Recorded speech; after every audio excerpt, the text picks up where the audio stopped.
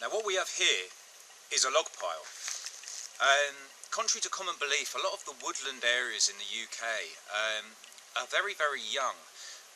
The virgin forest, which would have covered most of Britain after the last ice age, has been cleared, and when you walk into a lot of woodlands in Britain, you notice you get this very, very consistent landscape of trees which are all the same age, and that's usually because they've either been planted for the furniture industry or for whatever reason.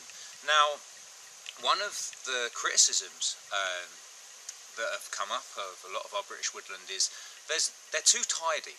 You know, in old woodlands like some parts of Eastern Europe, the lowland deciduous forest, you would have a lot of dead trees which would fall down and rot. Now, there are specialist insects, namely insects like the stag beetle, which large parts of their life cycle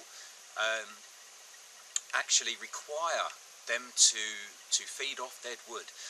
The stag beetle in the UK has become increasingly rare because its larvae actually take 3 years burrowing into wood before they can actually hatch out and become a stag beetle.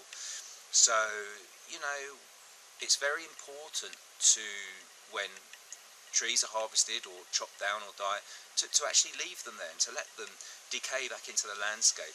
That continuous cycle of recycling in an environment and an ecosystem is very important, and if that's taken away and things are too tidy, you don't really get that natural regeneration.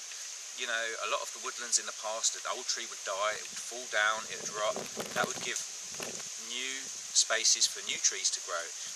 And when you have one climax canopy of vegetation, you know, you're not going to get that regeneration that you would get in a more naturalistic setting. So, very important to have dead wood in any landscape scheme, especially schools, you know, and you can always, there's always a certain amount of shelter you get from these log piles, and you can always investigate and turn them over and see what insects you can see.